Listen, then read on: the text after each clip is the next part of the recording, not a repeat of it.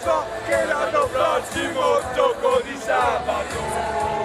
Cori, fumogeni e tanta voglia di riscatto, questa la piazza biancoscudata che da anni attendeva di tornare in Serie B.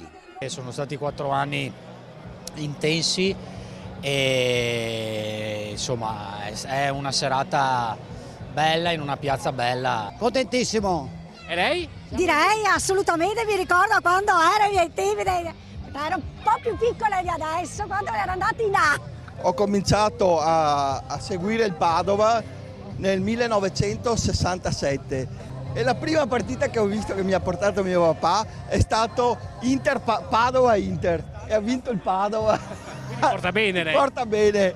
Il mister me l'ha sempre detto, perché quando lo vedevo alla Piani durante gli allenamenti di mio figlio gli dicevo: mister, ma andiamo quest'anno? Sì, tranquilla, che vedrai che ci arriviamo e ci andiamo. Un passaggio di categoria mai messo in discussione. Mai dubitato. Quest'anno ho detto questo è l'anno che dopo tante sofferenze, incertezze abbiamo visto che era giusto così. Prima sconfitta che abbiamo avuto, da là abbiamo reagito e siamo arrivati al punto che siamo tornati in Serie B. La piazza non vuol fare pronostici per il prossimo anno. Un passo alla volta, come abbiamo fatto adesso. L'anno prossimo la squadra secondo me è da rinforzare in qualche reparto, però se si mantiene questo spirito di gruppo e questa cosa possiamo fare una salvezza tranquilla e programmare. Anche se qualcuno non vuole smettere di sognare.